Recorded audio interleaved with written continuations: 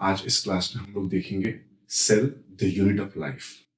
Cell के बारे में जब हम लोग पढ़ना शुरू करेंगे तब हम लोग को समझ में आएगा कि सेल एक्चुअली होता क्या है और सेल किस तरीके से फंक्शन करता है।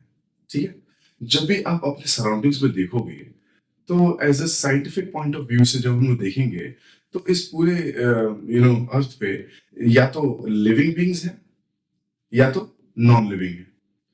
और जब लिविंग बींग्स की बात करते हैं तो living beings are composed of cells, चाहे वो एक छोटा सा चूहा हो या एक बहुत ही कॉम्प्लेक्स मैमल हो, बहुत ही कॉम्प्लेक्स ऑर्गेनिज्म जैसे ह्यूमन बींग्स हो।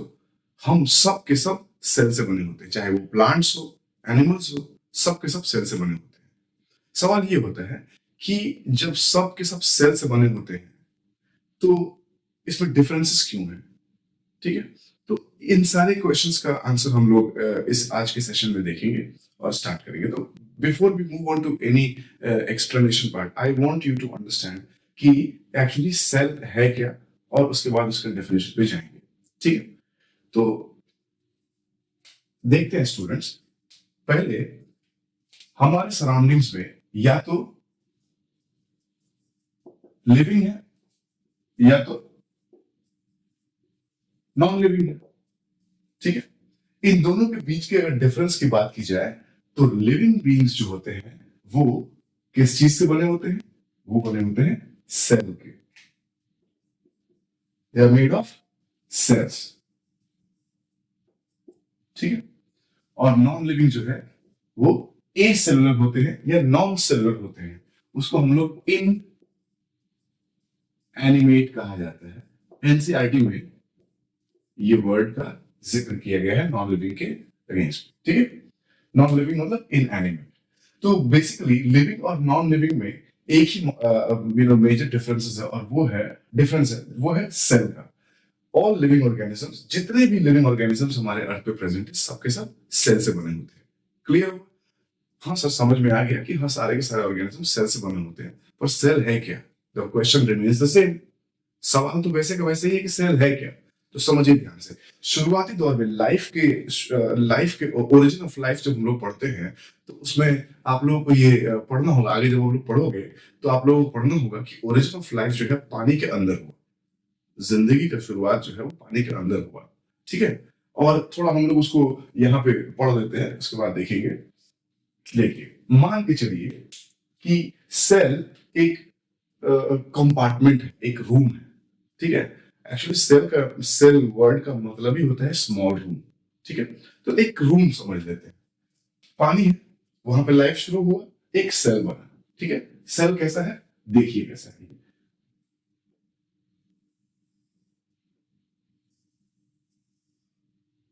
ये। एक सेल का स्ट्रक्चर हो गया, बाहर भी पानी है, सेल के अंदर भी पानी है, क्योंकि सेल के अंदर का जो कंटेंट है वो साइटोप्लाज्म है। साइटोप्लाज्म मोस्टली पानी ही है, एक डेंस फ्लूइड सब्सटेंस है।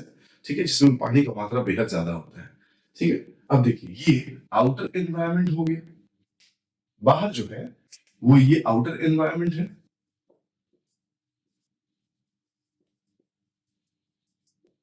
और ये है सेल के अंदर का एनवायरनमेंट, इनर एनवायरनमेंट।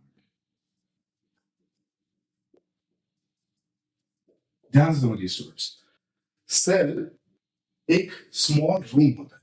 ठीक है, बाहर के एनवायरनमेंट और अंदर के एनवायरनमेंट को अलग करने के लिए एक परत जो है वो कवर करके रखता है सेल के आउटर बाउंड्री को। ठीक है, जो अब बताइए, आउटर एनवायरनमेंट का वाटर और इनर एनवायरनमेंट का वाटर दोनों को अलग रखता है, रिपेल करता है। तो यहाँ पे ये सब्सटेंस जो दिखाई दे रहा है, ये जो मेम्ब्रेन दिखाई दे रहा है, वो किस चीज का बना होना चाहिए? वो हाइड्रोफोबिक होना चाहिए।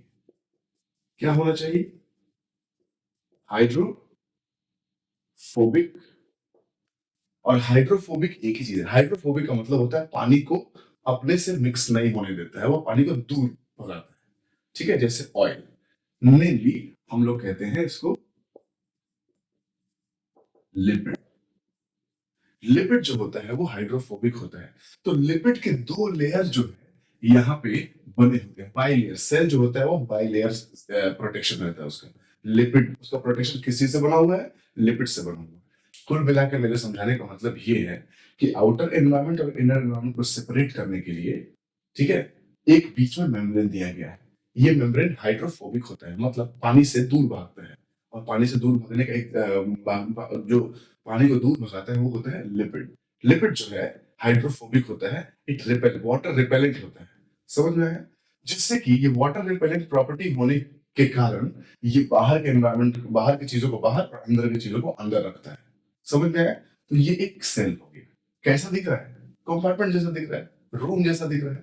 ठीक है, अब देखिए ध्यान से यहाँ इस सेल को, इसके अंदर, इस सेल के अंदर क्या होता है? What is happening inside the cell? Inside the cell, there are numerous chemical reactions are happening.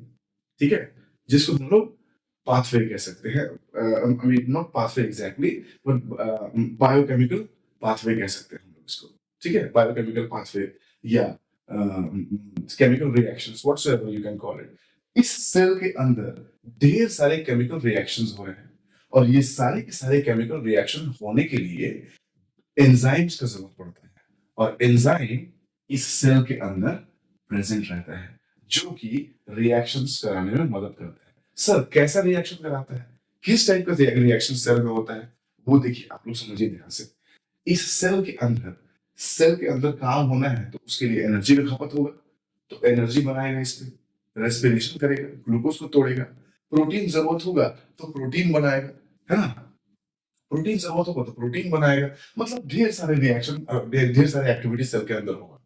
उसको होने के लिए, इसके अंदर होने के लिए, रिएक्शन होने के लिए, इसके सेल के अंदर क्या प्रेजेंट है? एंजाइम प्रेजेंट है।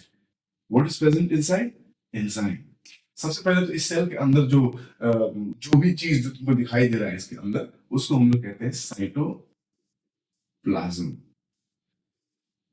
डेंस लिक्विड सब्सटेंस भरा रहता है इसके, ठीक है। अब देखो, आज तो लाइफ शुरू नहीं हुआ है, ओरिजिन ऑफ लाइफ तो आज तो ना बिलियंस ऑफ बिलियंस ईयर्स पहले जिंदगी का शुरुआत हो चुका है ना? पहले पानी के अंदर एक सेल बना, है ना? ये सेल केमिकल एक्टिविटीज करते रहा, बहुत सारे रिएक्शंस करते रहा, और हजारों हजारों लाखों लाखों साल तक ये करते रहेंगे। तब जाके आज हम लोग इतने करोड़ों साल बाद हम लोग एक बहुत ही जबरदस्त कॉम्प्लेक्स ह्यूमन बीइंग्स के रूप में हम लोग आज सरवाइव कर रहे हैं, है कि नहीं? तो देखिए ध्यान से, अब कितना टाइम लगा है? करोड़ों साल लग गए हैं।